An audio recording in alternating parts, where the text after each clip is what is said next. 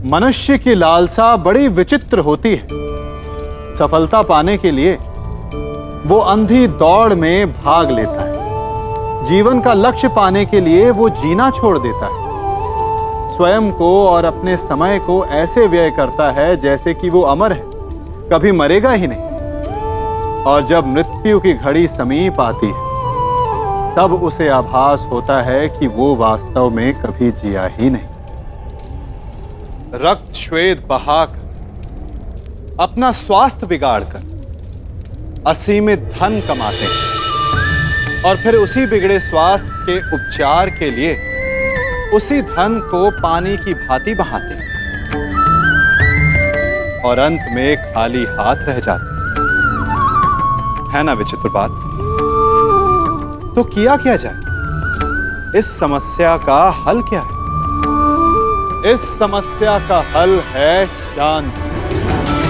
अपना मन शांत रखिए और अपने जीवन का हर क्षण ऐसे जियो जैसे कि आज आपका अंतिम दिन हो। अपने जीवन में इतनी शांति से ज्ञान अर्जित करो जैसे कि आप अमर हो।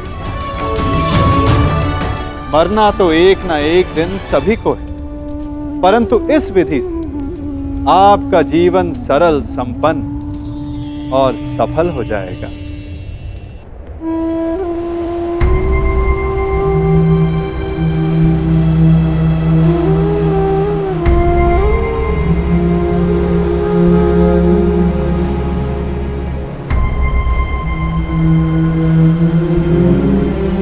क्या तुम भी मुझसे कुछ मांगने आई हो सुप्रिया? जो मैं आपसे मांगना चाहती हूँ वो आप मुझे नहीं दे सकते अंगराज। क्या चाहिए तुम्हें? एक माता अपने पुत्र का जीवन मांगती है। मेरे पुत्र रुसेन का जीवन मांगती हूँ मैं आपसे। दे सकते हैं?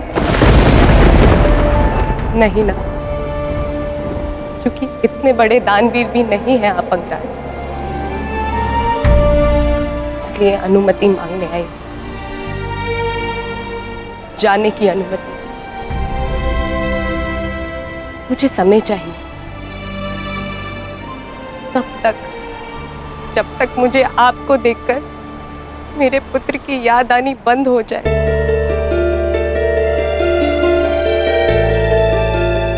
ठीक है, यदि तुम्हें समय चाहिए तो तुम्हें समय मिलेगा, परंतु एक दिन तुम्हें भान होगा कि यहाँ इस युद्ध में केवल तुम्हें ही सहारे की आवश्यकता नहीं है सुप्रिया। और जब तुम्हें इस बात का स्मरण होगा, आशा करता हूं कि मेरे पास तुम्हें देने के लिए समय हो।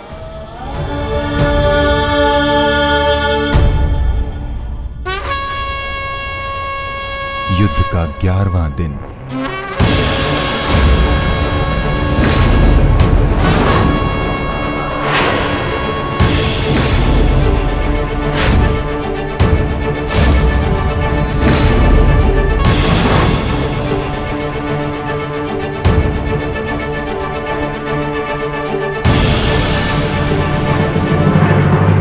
क्या सोच रहे हो भीम? कौरवों की गिनती कर रहा हूं ज्येष्ठ, जिनका मैं आज से अंत करना आरंभ करूंगा।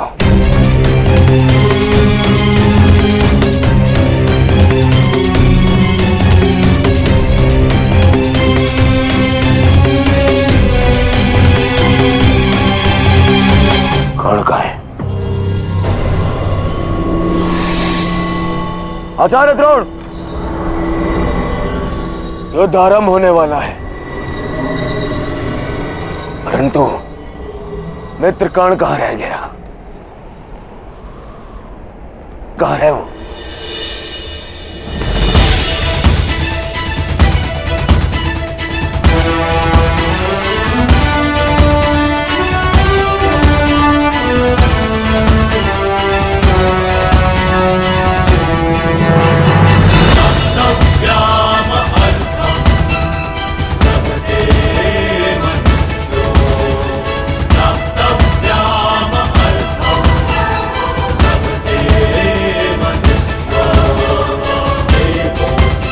संसार के वीर योद्धाओं से कहीं अधिक श्रेष्ठ सिद्ध होगी।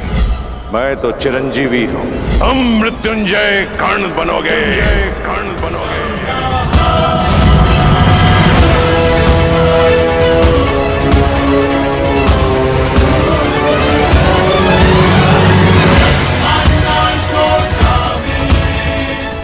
कल से यह रणभूमि तुम्हारे सामर्थ्य और पराक्रम की साक्षी बनेगी। हे मृत्यु यार, यदि तू आने को प्रसन्न मुख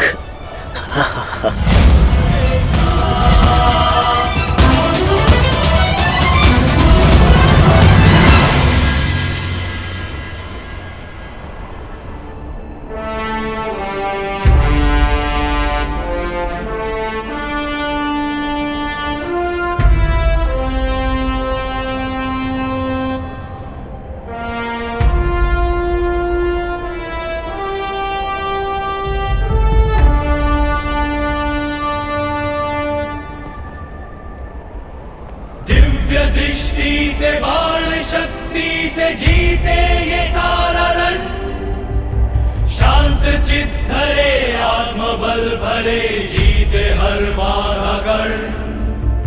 छूट ना पाए लक्ष्य हो जाए सूक्ष्म सा छुपा होकर, मित्र वेग है सूर्य तेज है कवच चढ़ा इसके तन।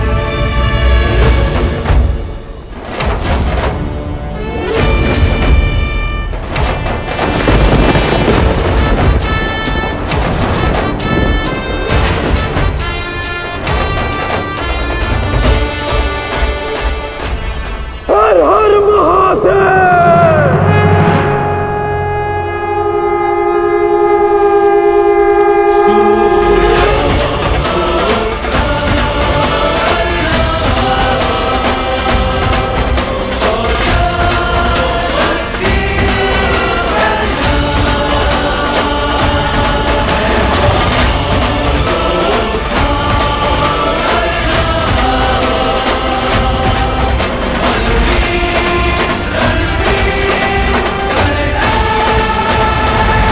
आक्रमण!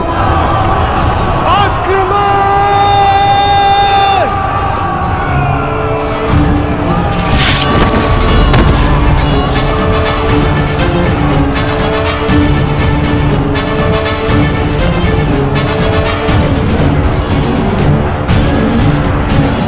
न्यायानाम् अधिकाराणाम् प्राप्त्यर्थम् साम्राज्यर्थम्, न्यायानाम् अधिकाराणाम् प्राप्त्यर्थम्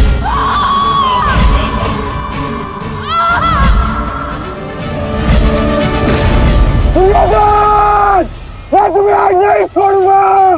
आओ नकुल, व्यू का घेरा मत तोड़ाओ। ठहरो नकुल, ठहरो। सहदेव, हमें नकुल की सहायता के लिए उसके पीछे जाना होगा अभी।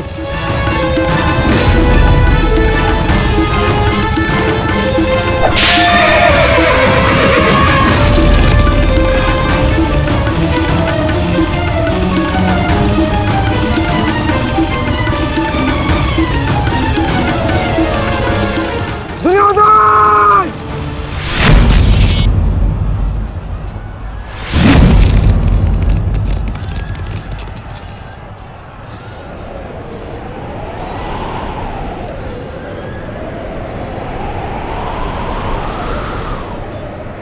कुरुक्षेत्र की इस युद्ध भूमि में तुम्हारा स्वागत है, महारथी कर्ण।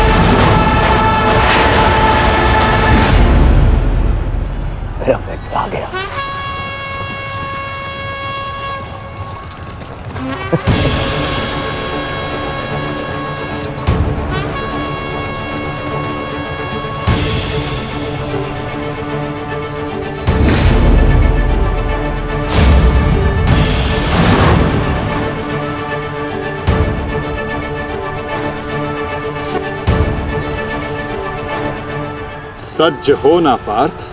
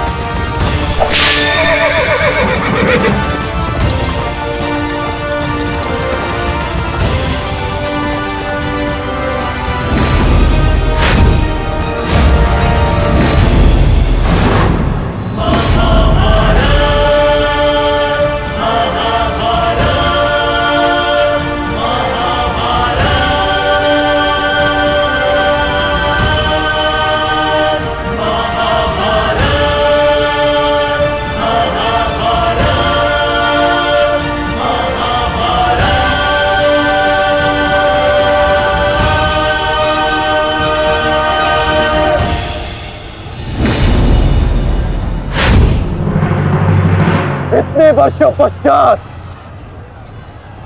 वो समय आ गया जिसकी मुझे प्रतीक्षा थी, और मेरे लिए ये दूसरा अवसर है। विराट में मैं तुम्हें परास्त कर चुका हूं, आज पुनः इस कुरुक्षेत्र में परास्त करूंगा। नहीं अर्जुन, इस कुरुक्षेत्र में इस युद्ध का केवल एक ही परिणाम होगा। हम दोनों में से किसी एक की मृत्यु।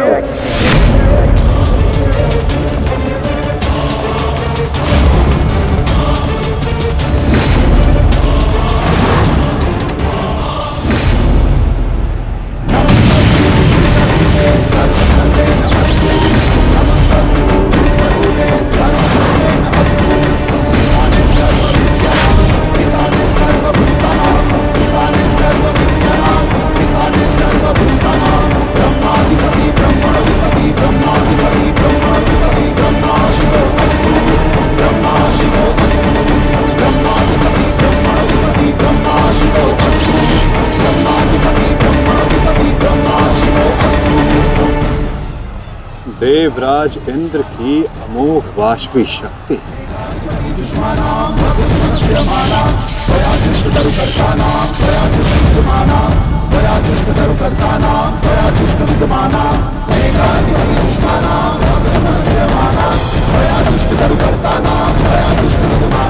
आज तुम्हारे लिए अत्यंत भाग्यशाली दिन है अर्जुन, कि मैं तुम्हारे पिता के दिए गए अस्त्र से तुम्हारा ही वध करूंगा। सावधान अर्जुन!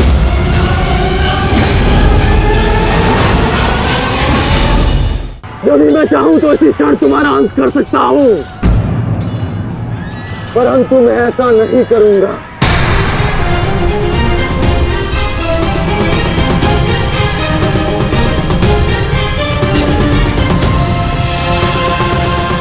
क्योंकि यदि मैंने ऐसा किया तो एक प्रश्न सदा के लिए अनुत्तरित रह जाएगा कि हम दोनों में से कुशल योद्धा कौन है।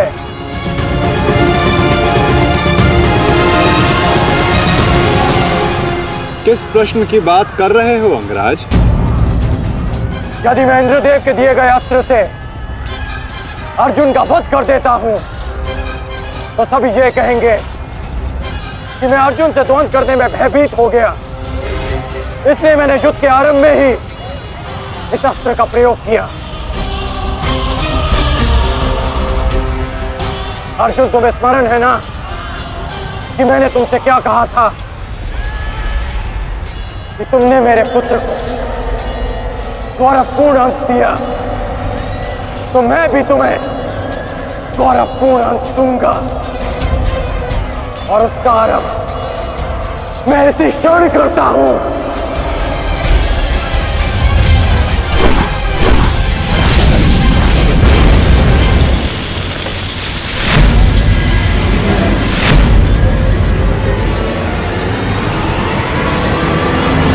तुम्हें जिस अस्त्र का प्रयोग मुझ पर करना है तुम कर सकते हो कर्ण, क्योंकि मुझे स्वयं के सामर्थ्य पर पूर्ण विश्वास है। आज मैं सिद्ध कर दूंगा कि मैं तुमसे अधिक कुशल योद्धा हूं। शीघ्र ही यह सिद्ध हो जाएगा कि कौन अधिक कुशल है।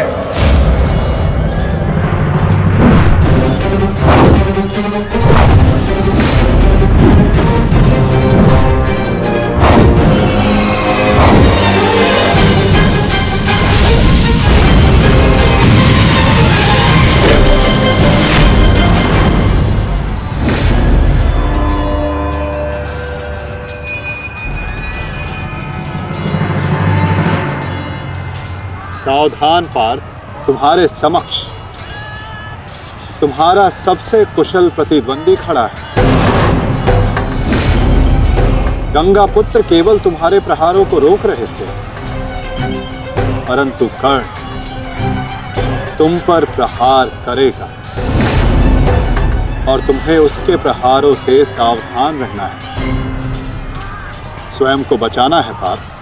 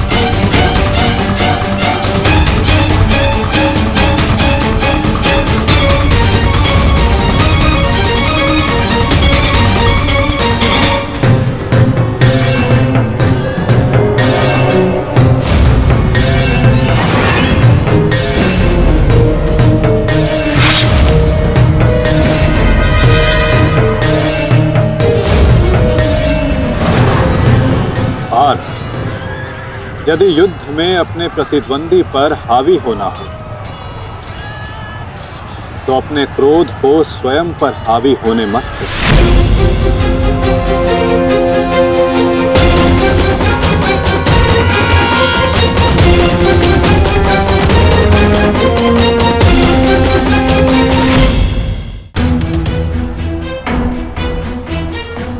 पिताश्री, आपके इस पुत्र को किसी दिव्य कवच की आवश्यकता नहीं है।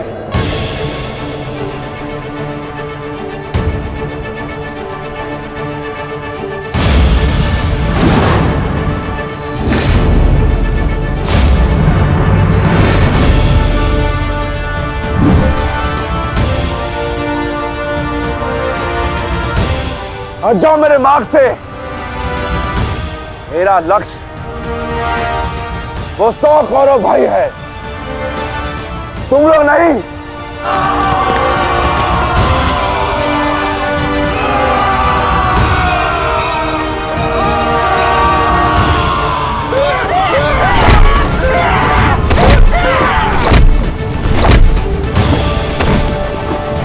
दुर्योधन, हमें शीघ्र अतिशीघ्र भीम को खोजना होगा, क्योंकि वो अवश्य तुम्हारे भाइयों का संहार करने का प्रयत्न करेगा। दुर्योधन, ठीक है मामाश्री।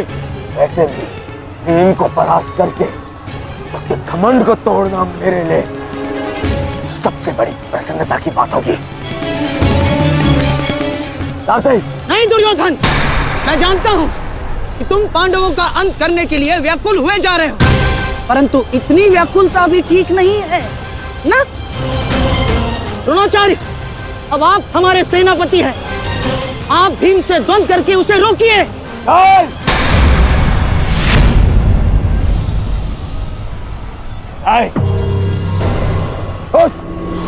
उस भीम के लिए मैं ही पर्याप्त हूं और किसी को उसके लिए जाने की आवश्यकता नहीं है।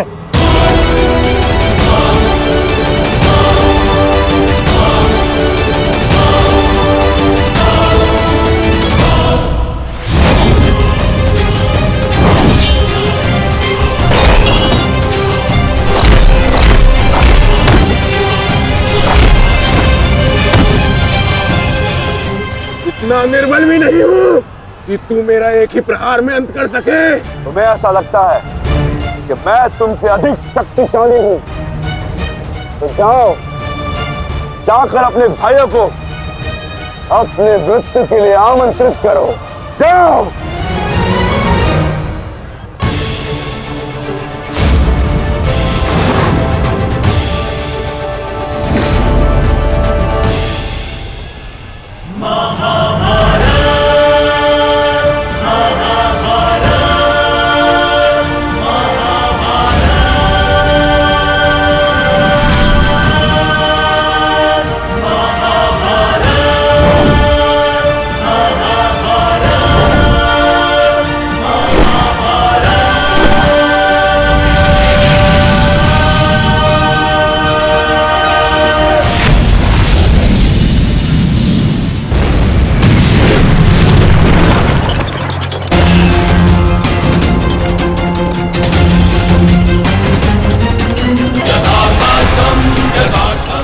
संभालिए अंगराज, रथ मेरे हाथ से बाहर हो रहा है।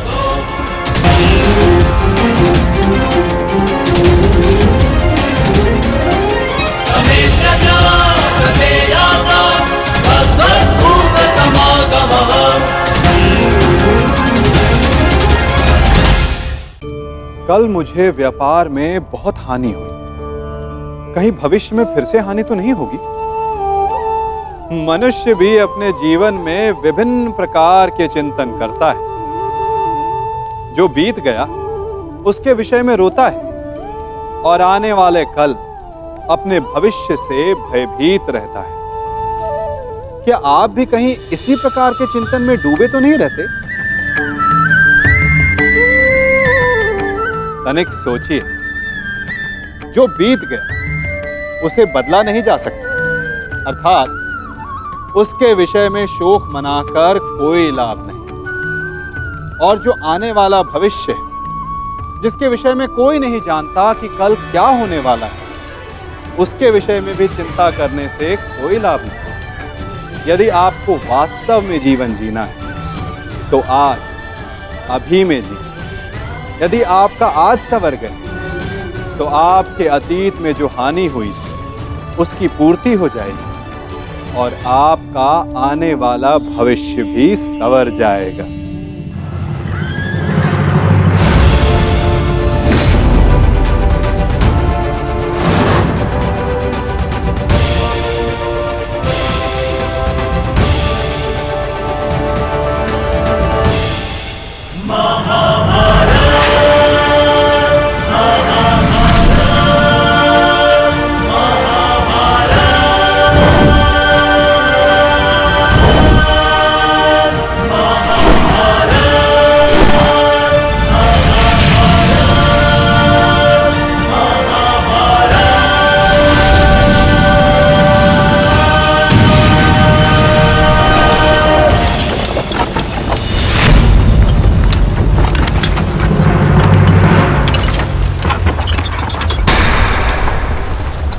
संभालिए अंगराज, रथ मेरे पास से बाहर हो रहा है।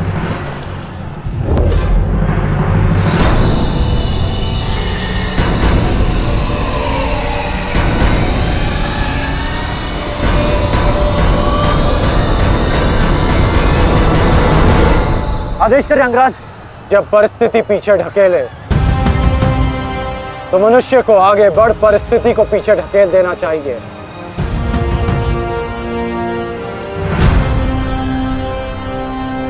आगे बढ़ो सत्यसेन।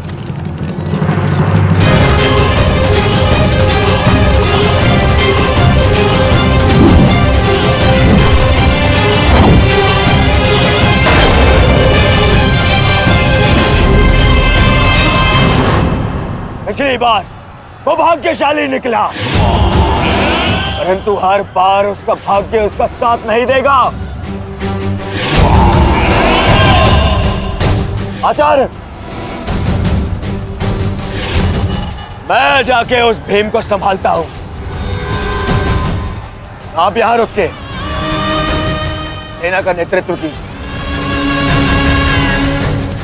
चलो साथी।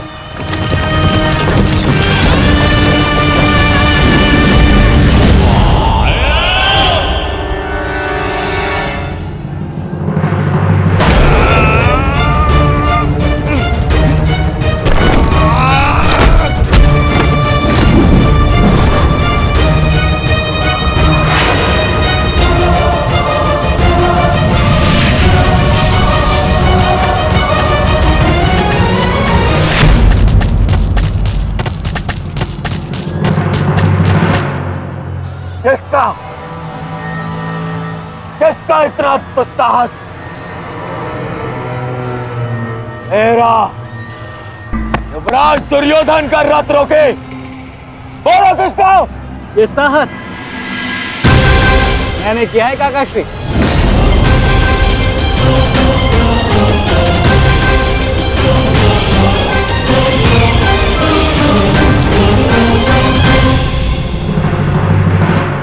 अब बताओ गदाधारी भीम, हम पांचों के साथ युद्ध करने में तुम्हें कहीं भय तो नहीं लग रहा है?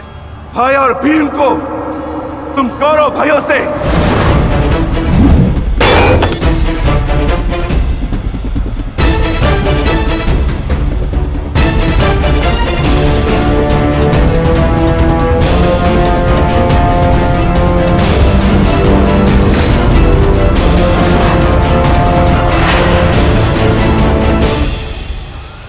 अब आपके पास दो ही मार्ग हैं, द्वंद्व कीजिए या समर्पण। जाओ बालक, जाओ जाओ, जाके कहीं और खेलो। मैं दुर्योधन हूं, दुर्योधन। मेरे साथ द्वंद्व करना भारी पड़ेगा तुम्हें। इस भ्रम में मत रहिएगा काकाश्री कि मैं आपसे द्वंद्व करने में सक्षम नहीं। बालक अवश्य, परंतु एक योद्धा भी हूं।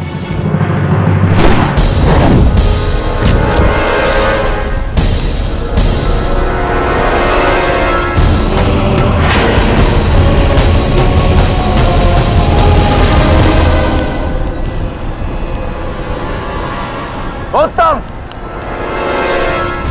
अति उत्तम अभिमन्यु। परंतु यदि तुम्हारा ये खेल समाप्त हो गया हो तो मैं जाऊं?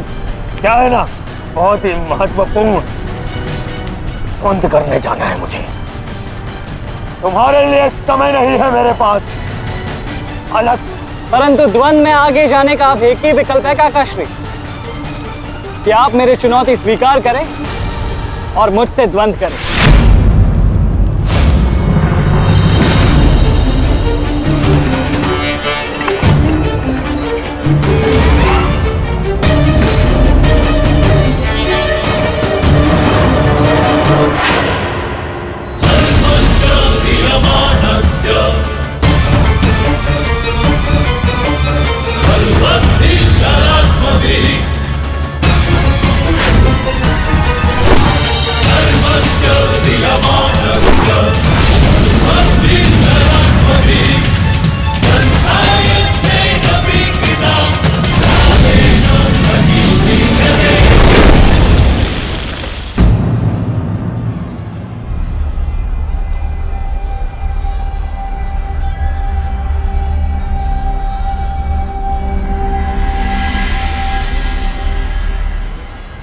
ऐसा शीन प्रहार जो मेरे रथ को हिला भी ना पाया।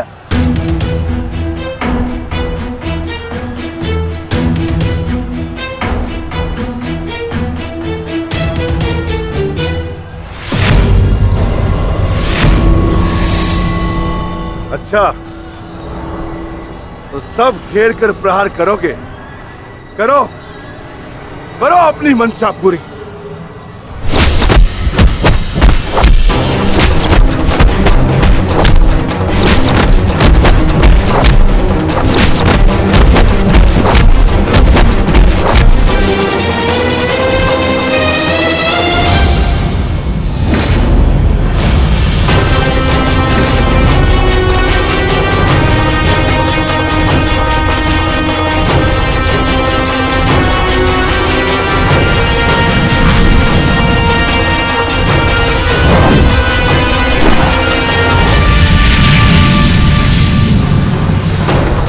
सावधान अंग्रेज!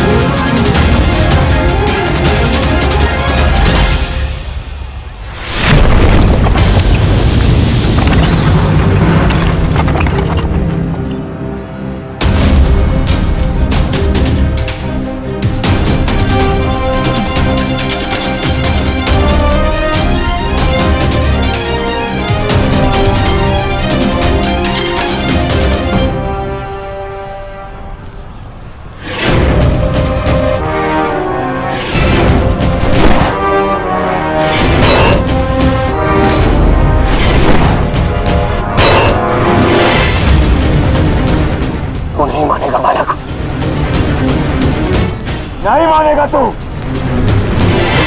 तो ठीक है, मेरे हाथों मृत्यु को प्राप्त होने के लिए तत्पर हो जा।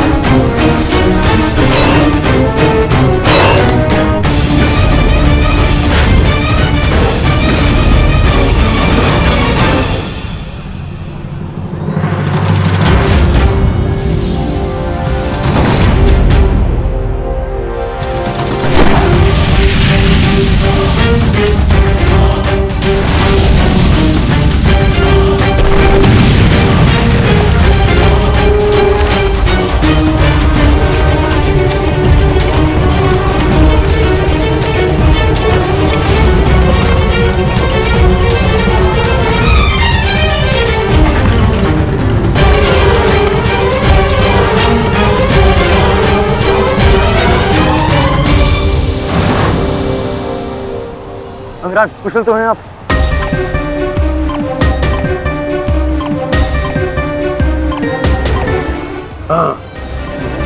परंतु अगर ऐसे ही चलता रहा तो शीघ्र ही अर्जुन हमें इस कुरुक्षेत्र से बाहर निकाल देगा। क्या करें अंगराज?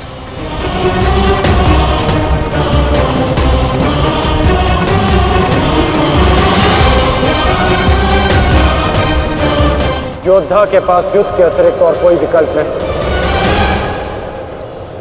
आगे बढ़ो सत्यसेन।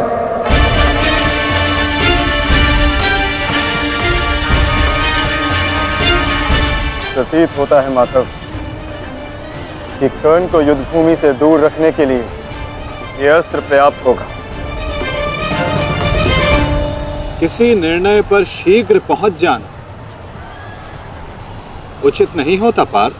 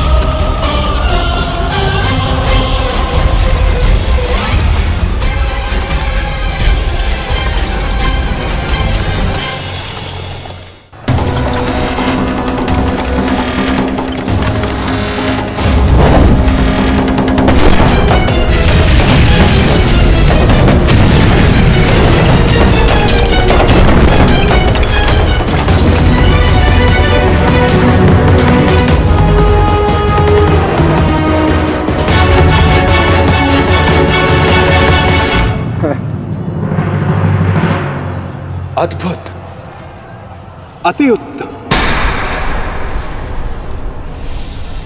अति बलशाली प्रहार कर तुम वास्तव में एक कुशल योद्धा होकर। माधव, मैंने अपने बाण से कर्ण को युद्ध भूमि से लगभग बाहर ही धकेल दिया, तब तो आपने मेरी प्रशंसा नहीं की। कर्ण के प्रहार से हमारा रथ तनिक क्या कांपा, आप उसकी प्रशंसा ही किए जा रहे हैं, क्यों?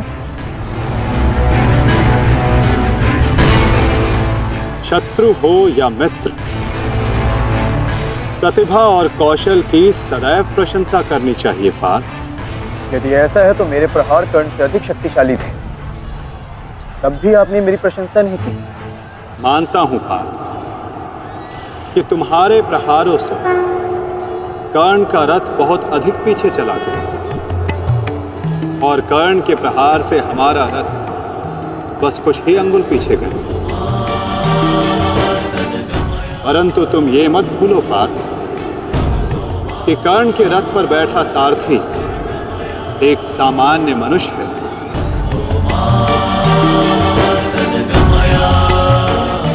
और तुम्हारे इस रथ पर मैं विद्यमान, साक्षात बजरंग बली विराजमान है। संपूर्ण ब्रह्मांड का भार है इस रथ पर और अपने प्रहार से इस रथ को पीछे धकेल देना बड़े कौशल की बात है पार्थ।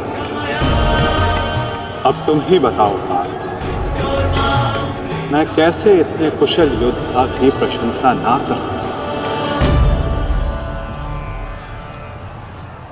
वास्तव में कर्ण एक कुशल और वीर योद्धा है।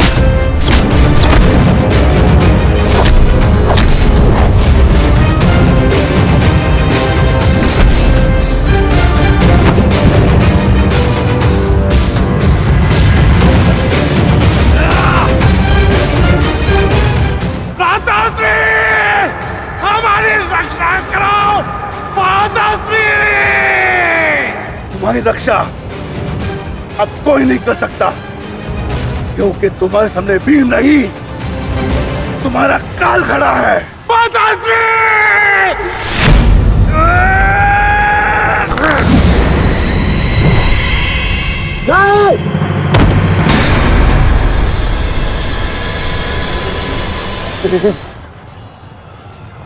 तूने क्या किया? कहाँ चले काकाश्री? वंद अभी शेष है।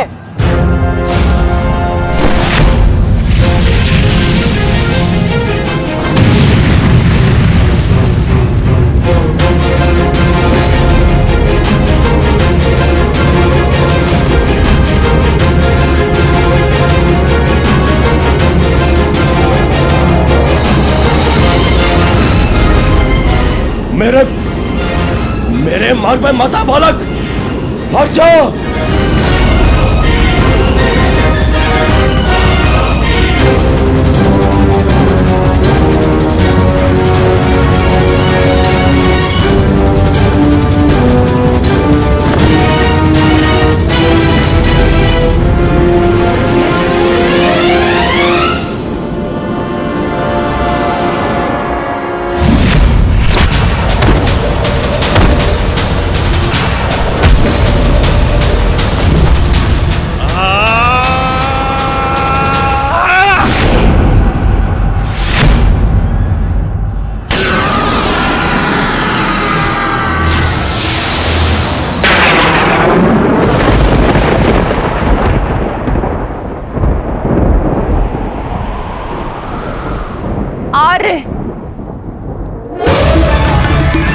मेरे पुत्रों की रक्षा कीजिए आर्य।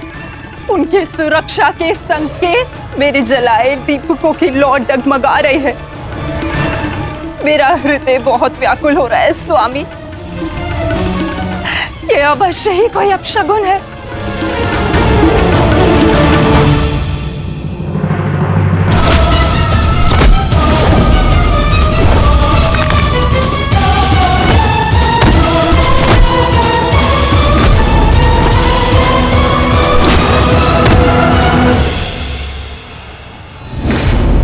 महाबली भीम ने आपके एक और पुत्र का वध कर दिया है महाराज। कह दीजिए संजय से कि ये सत्य नहीं है। ऐसा नहीं हो सकता। यही सत्य है महाराज। महाबली भीम ने आपके पुत्रों का नाश करना आरंभ कर दिया है।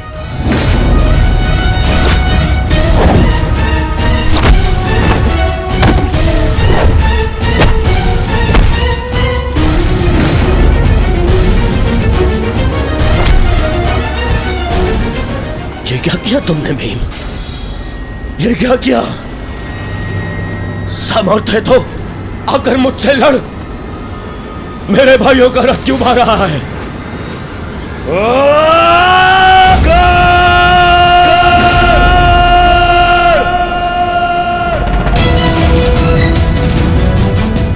कर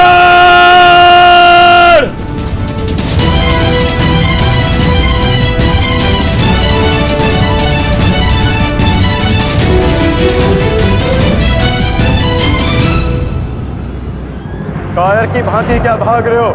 साहस है तो युद्ध करो कर्ण।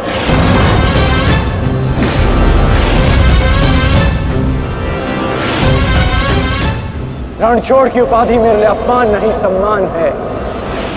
ये मैंने माधव से ही सीखा है कि कभी कभी युद्ध टाल देना श्रेष्ठ होता है।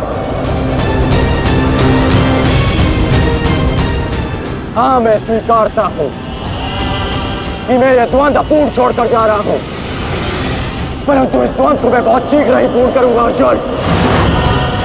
तुम ये समझ लो अर्जुन कि भीम के कारण तुम्हें कुछ और क्षण जीने का अवसर मिल गया है। शीघ्र करो सत्यसेन।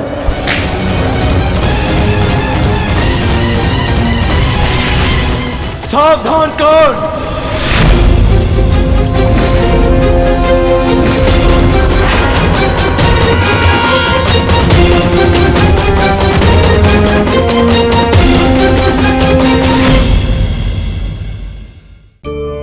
जीवन में कौन सी चोट सबसे घातक और पीड़ादायी होती है?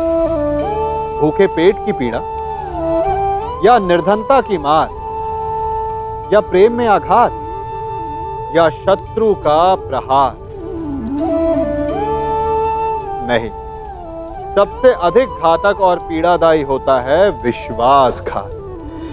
और विचित्र बात यह है कि जितनी हानि, जितनी पीड़ा उसको पहुंचती है जिसके साथ विश्वासघात हुआ है, उससे कहीं अधिक हानि और पीड़ा उसको पहुंचती है जिसने विश्वासघात किया है। कारण,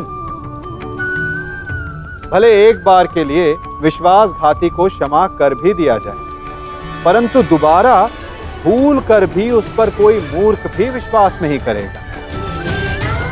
विचारिए, विश्वास जीवन की आस होती है, और एक विश्वासघाती न केवल दूसरों के जीवन में, अपितु स्वयं के जीवन में भी विष का वास कर लेता है। सावधान कर।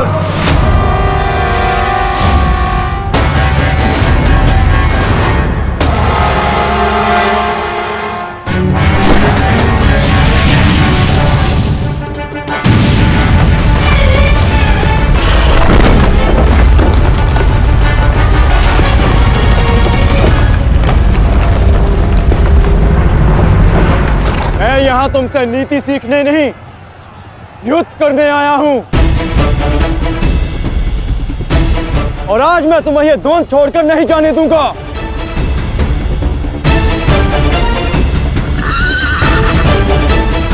अब क्या करें अंगराज? हमारा रास्ता फंस गया है और इसे यहाँ से हिलाना भी संभव नहीं। कैसे बढ़ेंगे हम आगे? हमें किसी भी परिस्थिति में यहाँ से निकलना होगा, अन्यथा भीम वहां अनर्थ कर देगा।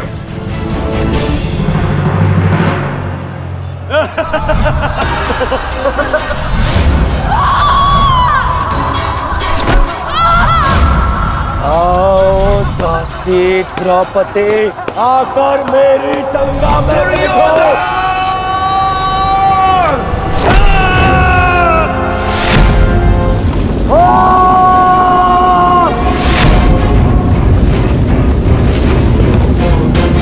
क्यों? क्या हुआ? अब मुख से अट्ठास क्यों नहीं निकल रहा? हंसो, और जोर से हंसो, अपने गाल पर हंसकर दिखाओ।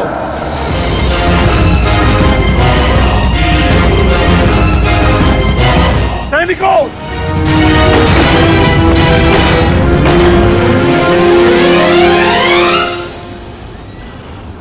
लौट कर जाने का कोई मार्ग शेष नहीं, केवल एक ही मार्ग है। इस मार्ग पर चलकर तुम अपनी मृत्यु प्राप्त करोगे और मैं अपने प्रतिशोध का लक्ष्य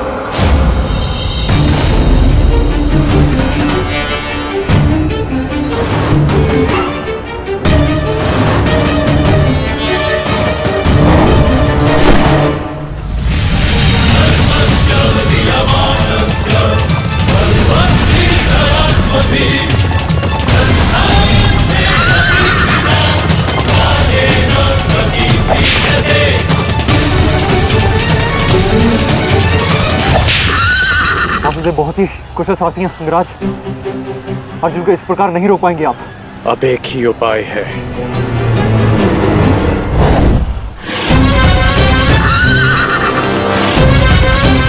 किरणास्त्र।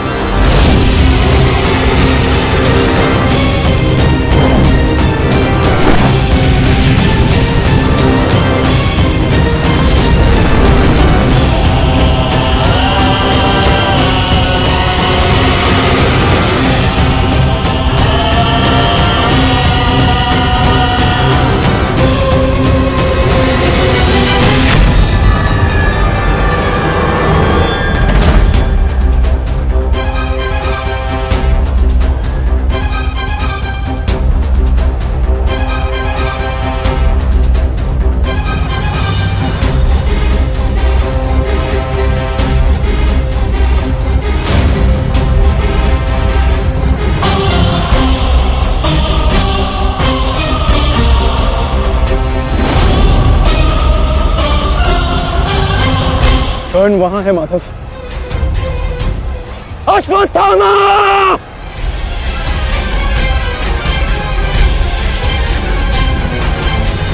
सावधान अर्जुन!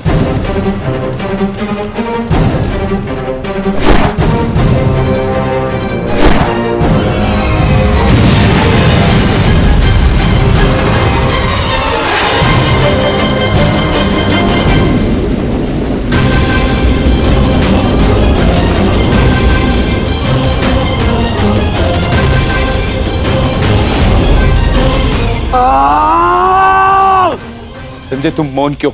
मेरा पुत्र दुर्योधन कहाँ है? युवराज दुर्योधन अभिमन्यु के द्वारा बनाए गए भंवर में अभी भी फंसे हुए हैं महाराज। और भीम?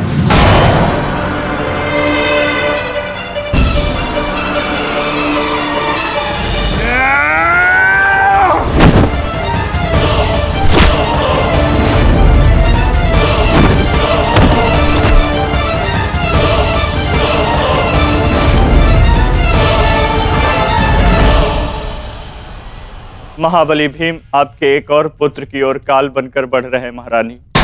संजय, इतनी निष्ठुरता से तुम ये समाचार कैसे दे सकते हो संजय?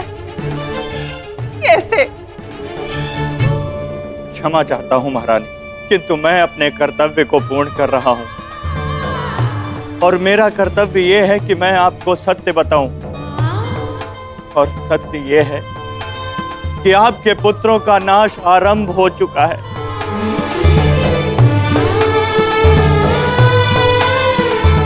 नहीं, जब तक महारथी कर्ण युद्ध में उपस्थित है, कौरव वंश का अंत असंभव है।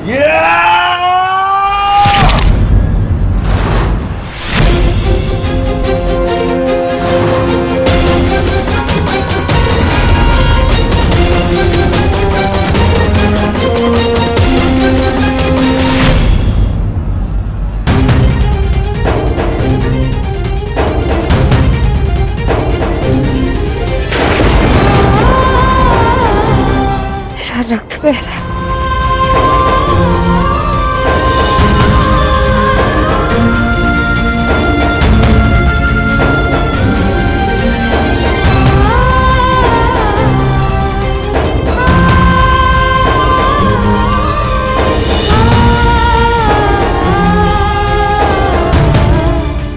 युद्ध में मेरे पुत्र संकट में।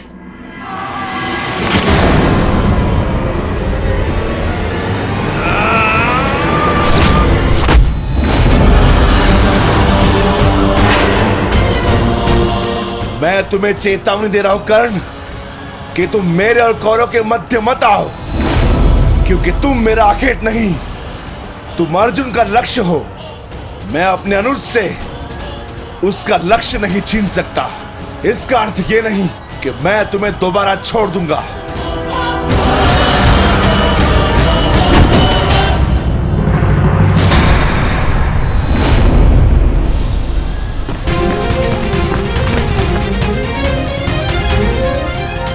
विकोदर भीम। रक्त एक क्षण के लिए ऐसा लगा कि मेरा रक्त है, परंतु नहीं, ये रक्त तुम्हारा है। रक्त का रंग तो एक ही है हमारा, एक क्षण के लिए ही सही। तुमने इसे अपना रक्त समझा, इसीलिए तुम मेरे मानस अनुज हुए, और तुमसे ज्येष्ठ होने के नाते मैं तुम्हें समझा रहा हूं। बस कर्ण बस, एक और शब्द नहीं। इतना दुस्साहस दुर्योधन के फेंके गए ग्रास पर पलने वाले सूतपुत्र स्वयं को मेरा भाई कहने की उदंडता दिखा रहा है। अंतिम चेतावनी दे रहा हूं, हट जाओ मेरे मार्ग से। युद्ध का मार्ग मैंने स्वयं चुना है और इसे मैं नहीं छोड़ने वाला।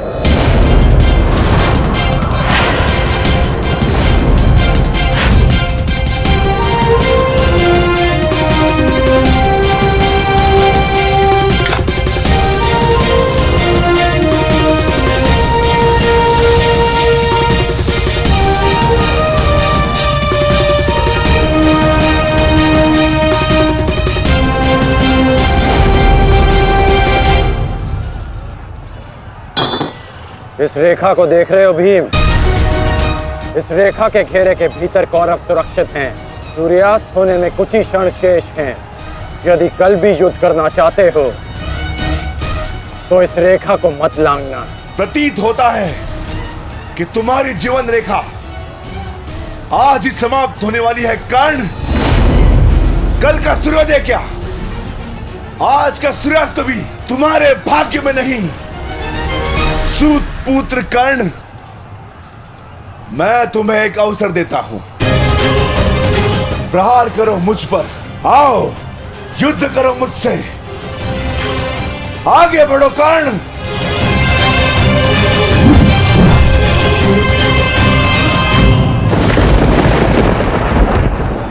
मैं वचन देता हूं कि अर्जुन के अतिरिक्त आपके किसी पुत्र का वध नहीं करूंगा मैं।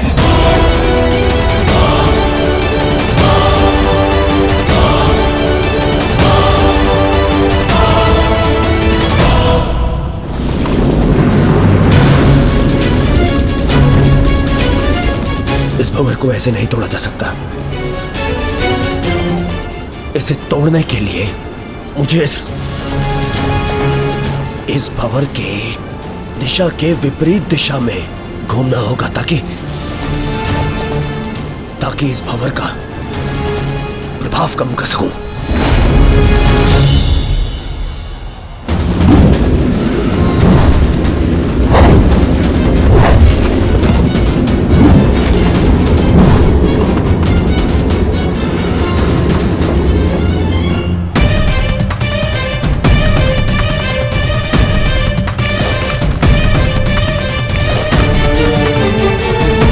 क्या हुआ कायर? अब तक तो बड़ी डिंगे मारे थे। अरे लज्जा आनी चाहिए तुम्हारी माता को, जिसने तुम जैसे निर्बल को जन्म दिया। यदि एक और शब्द अपनी जीवा से निकाला तो तुम्हारी जीवा काटकर फेंक दूंगा। जिसने मुझे जन्म दिया है उसके सम्मान के लिए स्वयं उसे दिया वचन भी भुला दूंगा। अपनी माता के मान पर चिंगारी पड़ी तो तिल मिला गए कर्ण। वो पांचाली भी किसी की माता थी, किसी की पुत्री थी, जिसे वस्त्रहरण के अपमान की अग्नि में जलना पड़ा। और अब वो अग्नि कौरव पक्ष में उपस्थित हर एक को भस्म कर देगी। कर्ण, तुम्हें भी।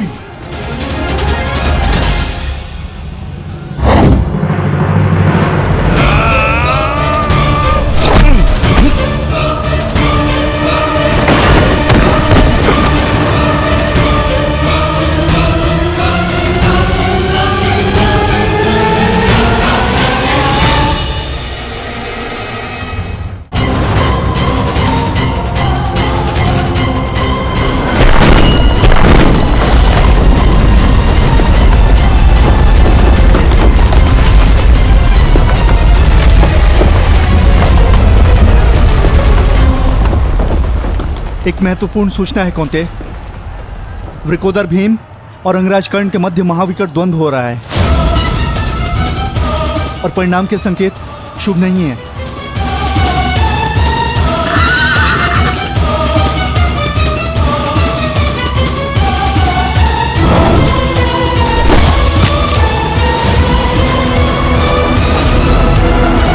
माता, रथ को भ्राता भीम की ओर ले चलो।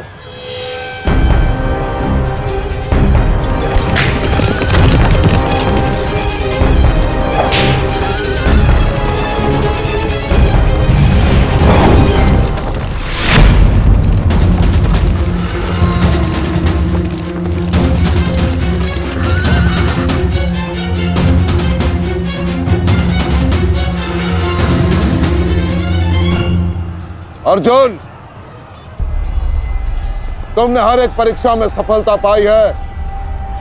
देखना यह है कि तुम इस परीक्षा में सफल होते हो या नहीं।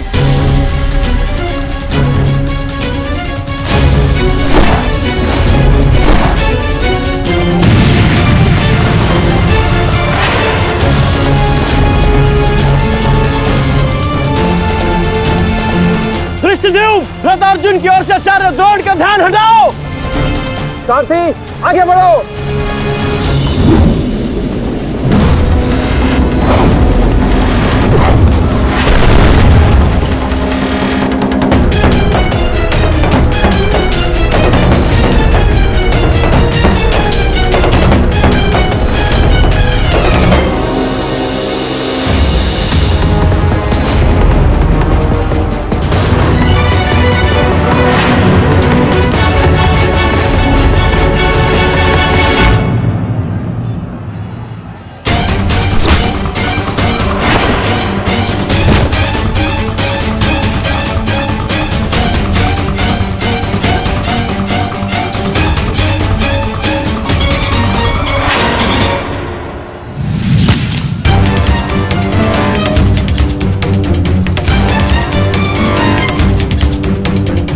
बार बार मेरे समक्ष क्यों आ जाते हो?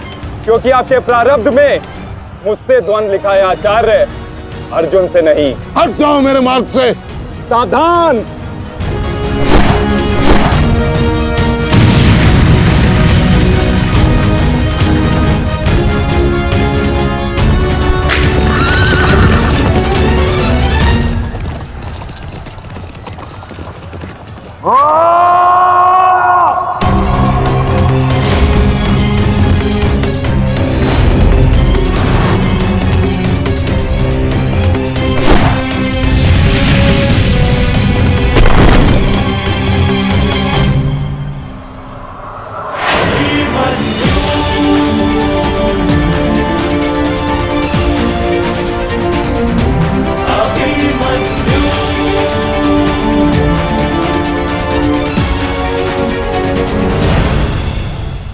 प्रणाम काका श्री। विचित्र बात है ना कि प्रत्येक बार आप मुझसे युद्ध बीच में छोड़कर ही चले जाते हैं। मूर्ख! आज मैं तुम्हें और इस द्वंद्व को समाप्त करके ही जाऊंगा।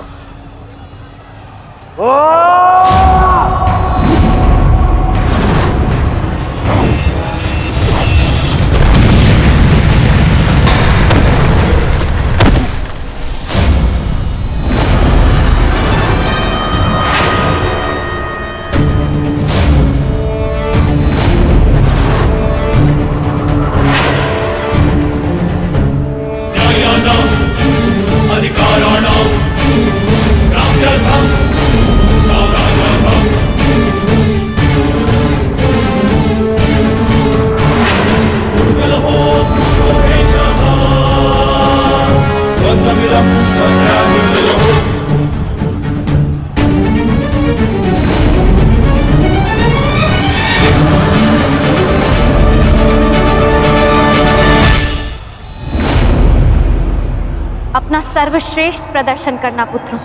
अपने पिताओं की प्रतिज्ञा को स्मरण रखना और अपनी माता के अपमान को मत भूलना।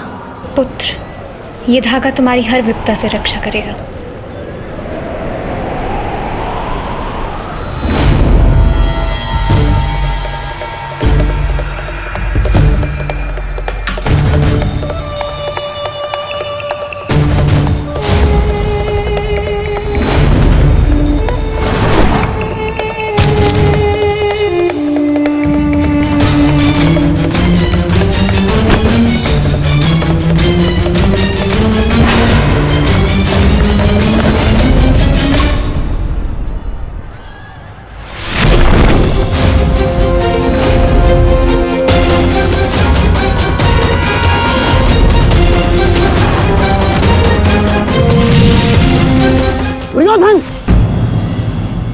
बालक के साथ बचकाना खेल बंद करो।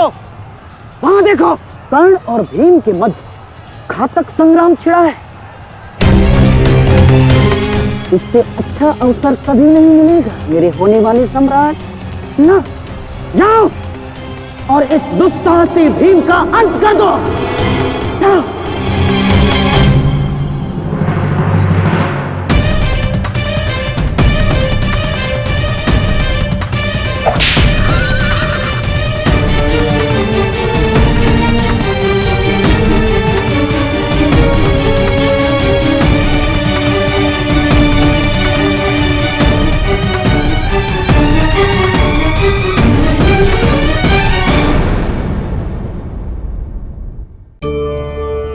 जीवन में हम सबसे अधिक किससे बचकर रहते हैं, किससे चिढ़ते हैं?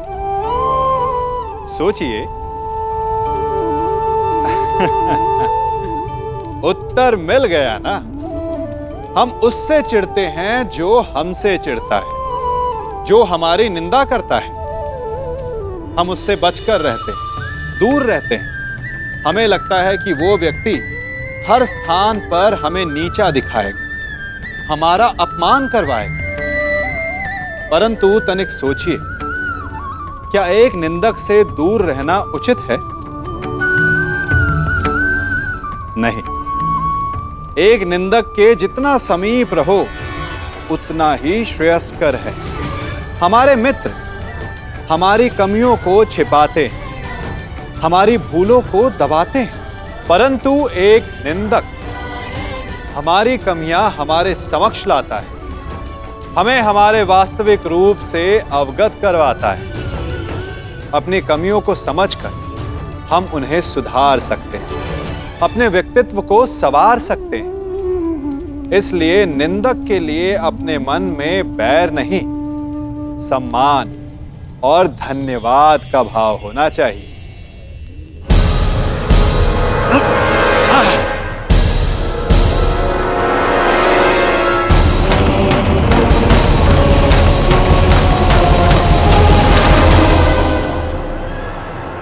मैंने अपना वचन पूर्ण किया। तुम ये रेखा पार नहीं कर पाए, आज तुम किसी और को का वध नहीं कर पाओगे। बोलो ना सही, मैं तुम्हारा वध कर दूंगा। उसका अवसर कभी और ढूंढना भी, क्योंकि सूर्यास्त हो चुका है।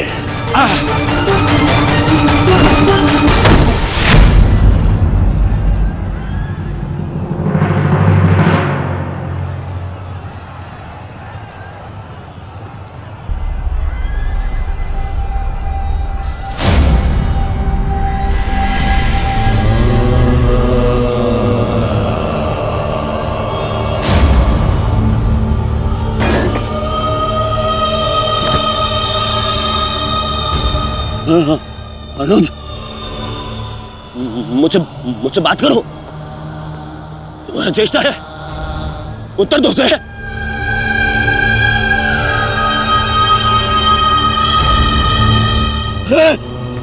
अनुज, अनुज उत्तर दो। ये क्या हो गया? तुम सबने कभी अपने देश की बात का उल्लंघन नहीं किया, तो आज ये उदंडता क्यों? उठो, उत्तर दो। उठो।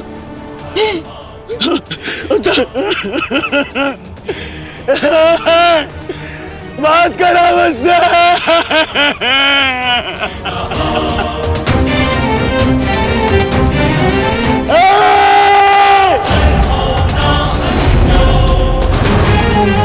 क्या किया भीम?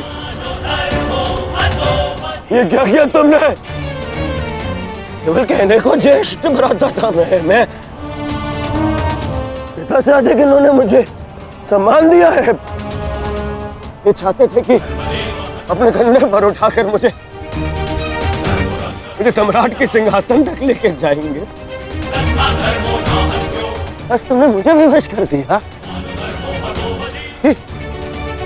मैं इनकी अर्थी को कंधा दूं।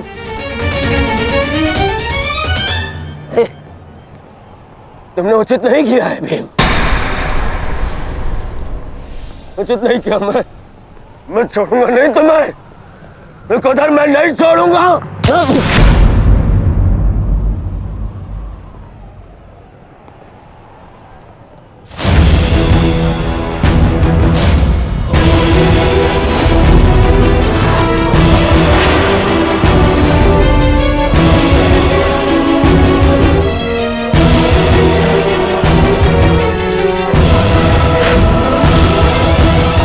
शांत युवराज, युद्ध के नियम के अनुसार आज का युद्ध संपन्न हुआ और इस समय प्रहार करना वर्जित है। पर प्रतिकार करना नहीं आता है।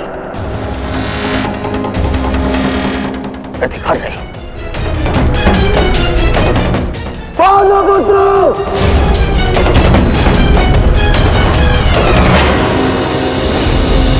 अपने इन 5 भाइयों के निर्मम हत्या का प्रतिशोध लूंगा मैं। किसी एक को भी जीवित नहीं छोड़ूंगा मैं। ये मेरा वचन है। मेरी प्रतिज्ञा मत भूलो दुर्योधन। तो नियति तुम्हारे 5 भाइयों की हुई है, वही नियति तुम्हारे शेष 95 भाइयों की भी होगी। दुर्योधन! मैं नहीं छोड़ूंगा। राजा भीम रुक जाइए, ये सही समय नहीं है।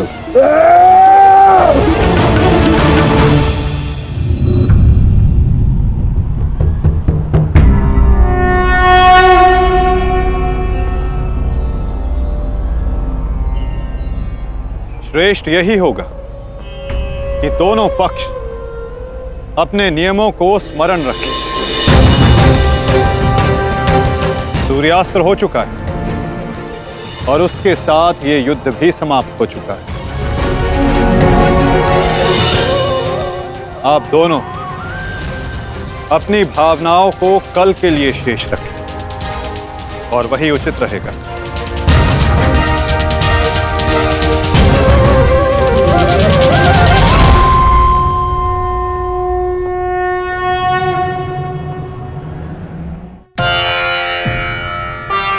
मैं आपको पुनः लौटा रही हूँ महादेव।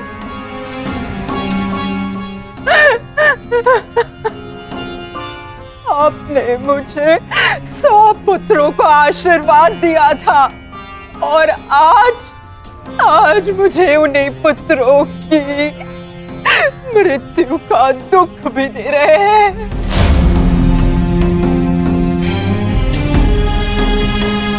विलाप ना करो गांधारी। युद्ध में मृत्यु होना निश्चित है। कभी स्वयं के पक्ष के योद्धाओं की और कभी विरोधी पक्ष की। ईश्वर को दोष मत दो। ईश्वर का धन्यवाद करो कि तुम्हारे पुत्रों को वीर गति प्राप्त हुई है। आपके मन को समझाने के लिए ये तर्क पर्याप्त हो सकता है आर्य, परंतु मैं क्या करूं? मैं तो एक माता हूं ना। मेरे तप के बदले महादेव ने मुझे ये आशीर्वाद दिया था, तो फिर ये मेरे तप का फल मुझसे कैसे छीन सकते हैं? कैसे आर्य? पूछिए इनसे, इन्होंने ये अनर्थ क्यों होने दिया? जो पहले मुस्कान दी तो फिर बाद में आंखों में अश्रु भर दिए। ऐसे ईश्वर नहीं चाहिए मुझे, नहीं चाहिए। दासी, तुम इस शिवलिंग को इस कक्ष से, इस महल से बाहर कर दो। मुझे नहीं चाहिए कोई प्रभु, कोई मंदिर, किसी चीज की आवश्यकता नहीं है मुझे। तुम्हें जो उचित लगे तुम वो करोगा। मैं वो करूंगा जो मुझे आवश्यक लगता है। रथ सज्ज करो संजय, मैं इसी क्षण कुरुक्षेत्र जाऊंगा।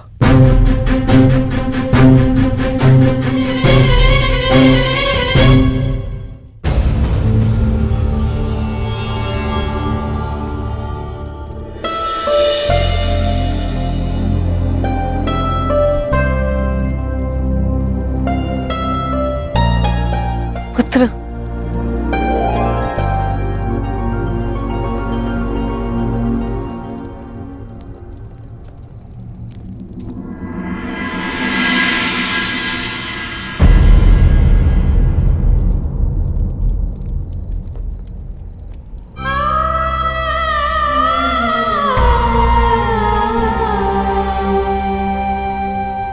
युद्ध में योद्धा को घाव लगना सामान्य बात है। आप चिंतित मत होइए। मैं जो भी कर रही हूँ अपना कर्तव्य समझकर नहीं, बल्कि पश्चाताप समझकर कर रही हूँ। एक पुत्र को खोने का कष्ट, उसकी पीड़ा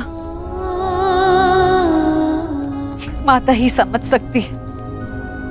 मैं भी एक माता हूं, परंतु दुर्भाग्य से इस अनर्थ को रोकने में सक्षम नहीं हूं। इसलिए लेप लगा रही हूं, अपने मन के घाव को थोड़ी शीतलता देने का प्रयास कर रही हूं।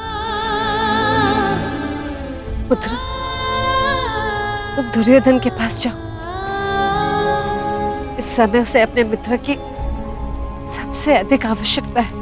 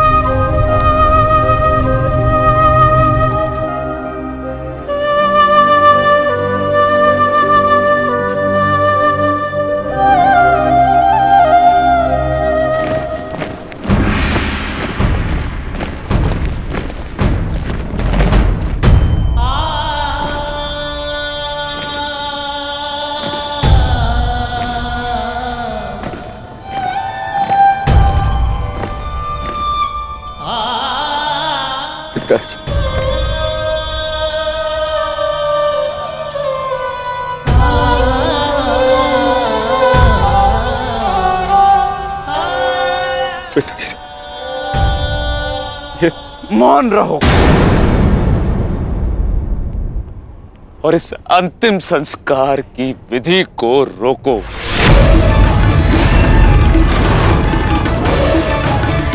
मेरे पुत्रों का अंतिम संस्कार नहीं होगा।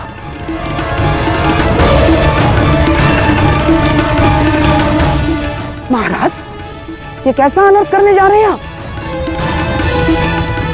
देखिए, इस संसार में आने वाले का और इस संसार से जाने वाले का संस्कार अत्यावश्यक होता है, अन्यथा इनकी आत्माओं को कैसे मुक्ति मिलेगी? क्या कर रहे हैं आप? क्या इस संस्कार से मुझे मेरे पुत्रों को खो देने की पीड़ा से मुक्ति मिल सकती है शकुनी? क्या इस संस्कार से उस दहल पर लगे चिन्ह जो महारानी गांधारी के शरीर पर आज भी है, क्या वो मिट सकते हैं? तुम्हारे लिए वो केवल 5 सैनिक थे, किंतु मेरे लिए वो मेरे अंग, मेरे शरीर, मेरी आत्मा के 5 हिस्से थे, 5 अंश थे। आज मैंने अपनी आत्मा के वो 5 अंश भी खो दिए और इससे अधिक हानि अब मैं सह नहीं सकता। मैं वर्तमान नहीं देख सकता, परंतु भविष्य देखने की क्षमता आ गई है मुझ में। हस्तिनापुर का महाराज होने के नाते ये मेरा निर्णय है कि इस युद्ध को इसी क्षण रोक दिया जाए।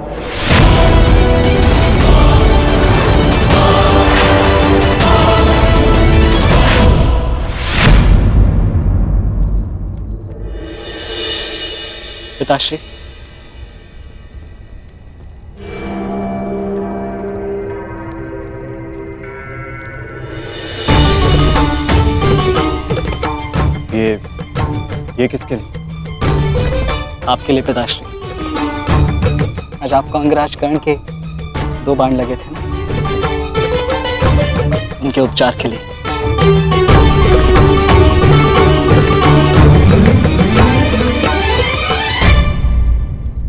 मुझसे अधिक घाव तो तुम्हें लगे हैं पुत्र। मैंने सुना तुम्हारे और दुर्योधन के मध्य हुए द्वंद्व के विषय में। तुम्हें ऐसा नहीं करना चाहिए था अभिमन्यु। दुर्योधन एक दुर्जय योद्धा है, शक्ति में, अनुभव में तुमसे कहीं अधिक। तुम्हें सावधान रहना चाहिए। पिताश्री उचित कह रहे हैं आर्य।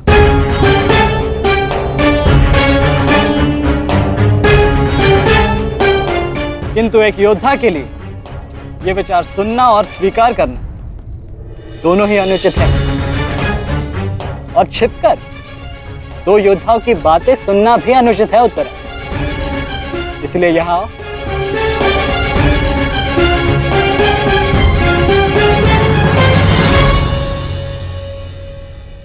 आप ही बताइए पिताश्री, क्या एक पत्नी का अपने पति के लिए चिंता करना अनुचित है?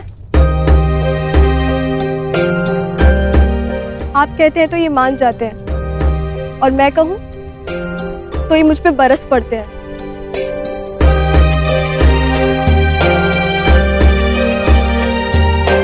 आप ही ने कहा था ना कि काकाश्री दुर्योधन के साथ द्वंद्व करना इनके लिए उचित नहीं है। प्रभु का धन्यवाद, ये सकुशल युद्ध भूमि से वापस आ गए। अगर कोई अनहोनी हो जाती तो? योद्धा यदि वीर गति को प्राप्त करे तो ये उसके लिए गर्व की बात होती है उत्तरा, अनहोनी की नहीं।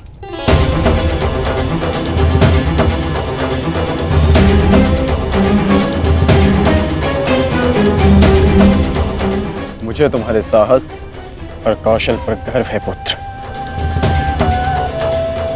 परंतु उत्तरा का कहना भी अनुचित नहीं है। प्रत्येक पत्नी को अपने पति की चिंता होती है। उत्तरा केवल तुम्हें सुरक्षित देखना चाहती है पुत्र। और मैं हस्तिनापुर के मधांध युवराज का अहंकार तोड़ना चाहता हूं पिताश्री। जब भी रणभूमि में मेरी दृष्टि उन पर पड़ती है तो मेरे कानों में माता द्रौपदी की करुण पुकार गूंजने लगती है, और फिर मैं स्वयं को रोक नहीं पाता।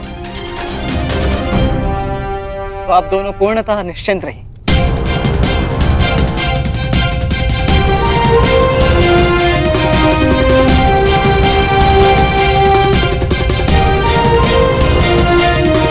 क्योंकि मेरी सुरक्षा के लिए माता यज्ञसेनी का आशीर्वाद है मेरे साथ।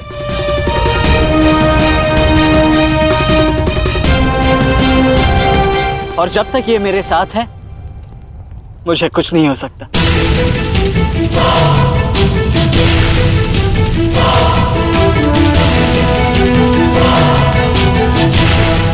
आपके तेज के अंश का प्रहार और माता के आशीष की ढाल जब तक मेरे साथ है, मैं काकाश्री दुर्योधन के समस्त कौरव सेना का सामना अकेले करने में सक्षम हूं। मुझे उन पांडवों से अब विजय नहीं चाहिए। अब मुझे उनसे अपने इन भ्राताओं के मृत्यु का प्रतिशोध चाहिए। अब यदि आपने इस युद्ध में विराम लगाया तो आपके ये 5 पुत्रों वीर वृषसेन, पितामह और अनेक सैनिक उनके इस युद्ध में दिए प्राणों का, उनके प्रयास सब व्यर्थ चले जाएंगे पिताश्री। ऐसा मत कीजिए पिताश्री। रक्त के बदले रक्त लूंगा मैं।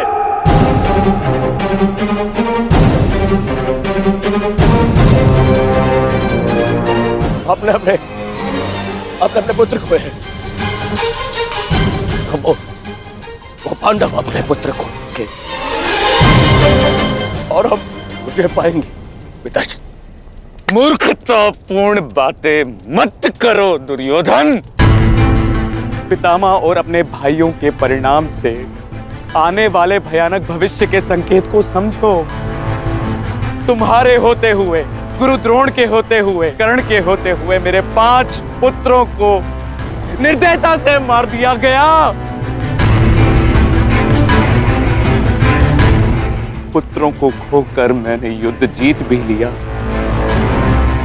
तो भी ये पिता हारा हुआ ही कहलाएगा पुत्र। अब और विनाश मैं नहीं सह सकता। मैं कल ही कुरुक्षेत्र जाकर पांडवों से संधि की याचना करूंगा।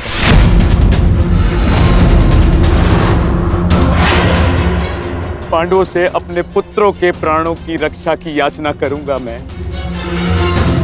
क्योंकि केवल यही एक मार्ग शेष है।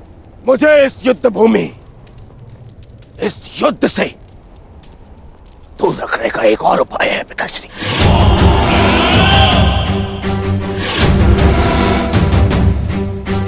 एक और उपाय है।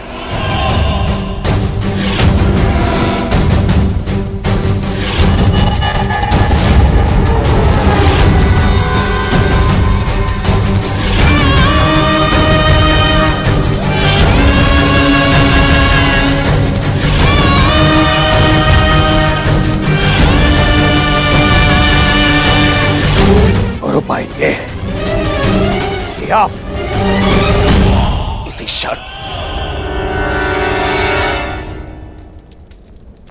मेरा वध कर दें।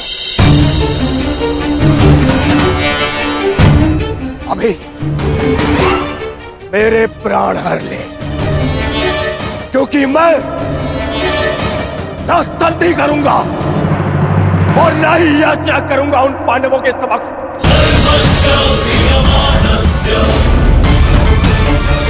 उठाइए इस तलवार को और वध कर दीजिए अपने इस एक पुत्र का।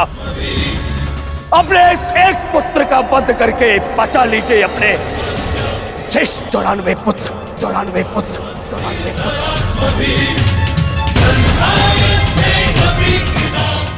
लीजिए और प्रहार करिए मुझ पर।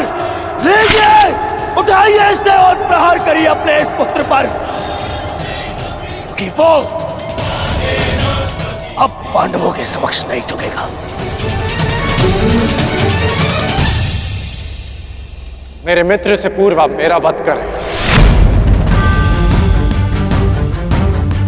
यदि आपको हम पर विश्वास नहीं तो हमें जीवित रहने का कोई अधिकार नहीं। आप मेरा वध करें या हमें एक और अवसर दें। अपने पुत्रों के बलिदान को व्यर्थ मत जाने दीजिए महाराज। युद्ध लड़े बिना पराजय स्वीकारने से तो अच्छा है कि आप अपने हाथों से हमें मृत्यु प्रदान करें। आपने अपने पुत्र के लिए जो स्वप्न देखे हैं, क्या उनपे वो स्वप्न भी सम्मिलित हैं जिनमें वो अपने शत्रुओं के सामने क्षमा याचना करें?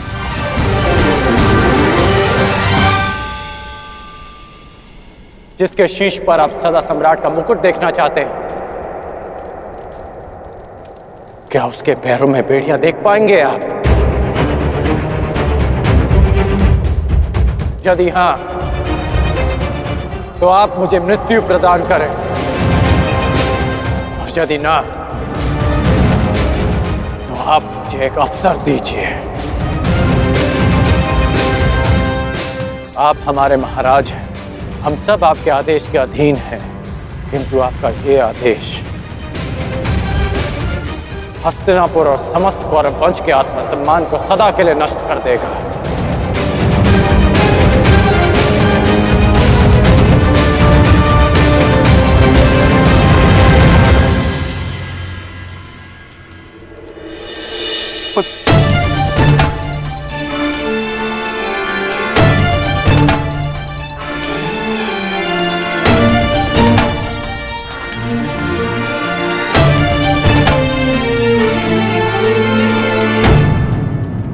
मैं क्या करूं पुत्र? एक पिता के लिए अपने पुत्र की अर्थी का बोझ इस जीवन का सबसे बड़ा बोझ होता है पुत्र, परंतु मुझसे ये बोझ सहन नहीं होगा। विश्वास कीजिए पिताश्री,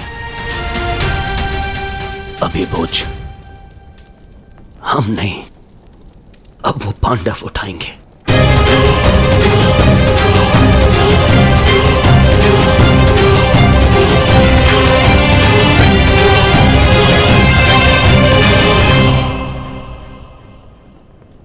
आइए पिताश्री,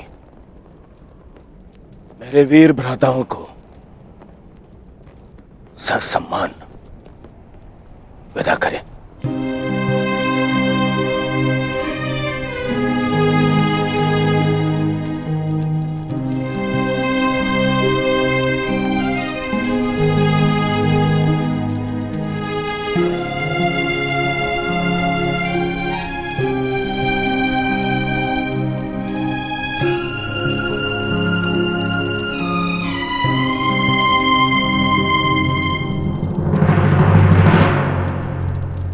कौन कल के लिए हमारी क्या रणनीति है? कल की रणनीति तो स्पष्ट है। आज मैंने उन 5 कौरवों का वध किया, कल और 25 का अंत कर दूंगा। मैं आज ही उन 100 कौरवों का वध कर देता, किंतु वो सूत पुत्र कर्ण बीच में न आया होता। कर्ण की चिंता मुझ पर छोड़ दीजिए भ्राता भीम। आज तो वो द्वंद छोड़कर निकल गया, किंतु कल उसे भागने का अवसर नहीं दूंगा मैं, और कौरवों की सहायता के लिए नहीं जाने दूंगा।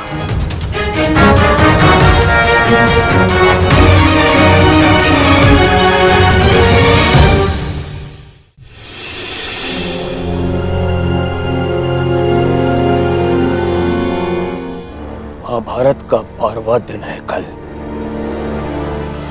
और उन पांडवों का अंत करना है हमें। समस्या पांचों भाइयों की नहीं दुर्योधन, केवल अर्जुन और भीम की है। उन्हें रोकने के लिए हमें एक योजना की आवश्यकता है। उस भीम को आप मुझ पे छोड़ दीजिए। अपने भाइयों के मृत्यु के मैं स्वयं प्रतिशोध लूंगा। अर्जुन को रोकेगा कर्ण। गुरु द्रोण अर्जुन के लिए पर्याप्त है मेरे होने वाले सम्राट। अर्जुन मेरा लक्ष्य है, उसे रोकने में मैं सक्षम हूं।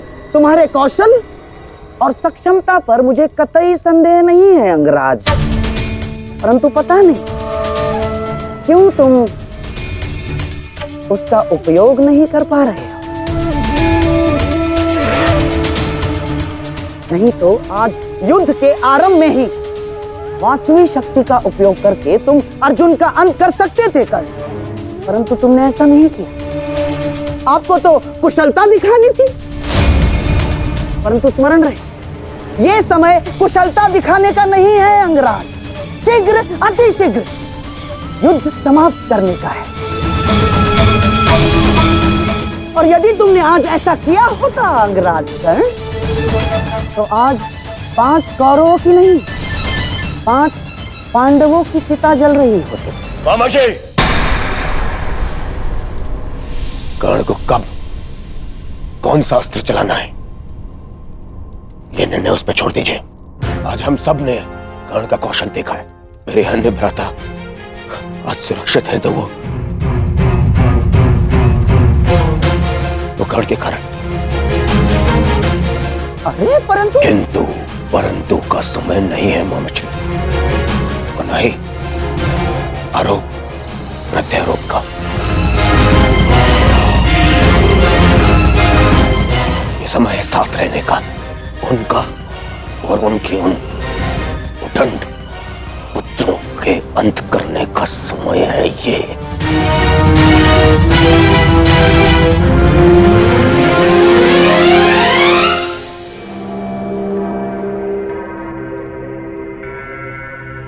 क्या हुआ माधव? आप इतने अशांत प्रतीत क्यों हो रहे?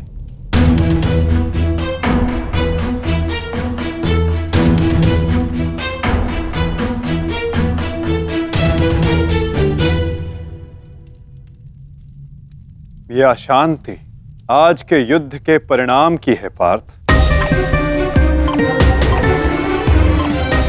आज युद्ध में दुर्योधन ने अपने 5 अनुजों को खोया और कल वो युद्ध में इसका प्रतिशोध लेने उतरेगा।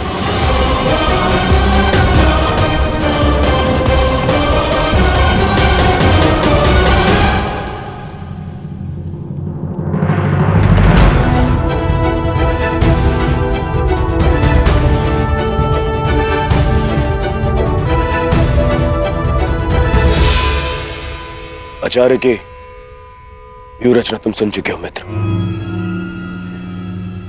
तो तुम्हारे मन में कोई विचार है? यदि सेनापति द्रोणाचार्य आज्ञा दें तो मेरे पास एक योजना है। अवश्य कहो अंगराज।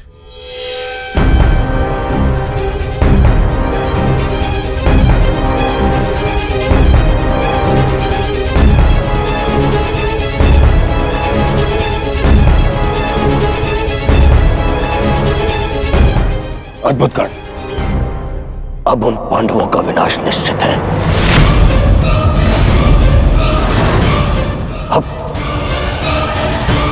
उन पांडवों से मैं अपने भ्राताओं की मृत्यु का प्रतिशोध अवश्य लूंगा। कल दुर्योधन युद्ध में क्रोध में अपना प्रतिशोध पूर्ण करना चाहेगा और अंगराज कर्ण कल इस युद्ध को समाप्त करना चाहेंगे और उनका लक्ष्य होंगे धर्मराज युधिष्ठिर।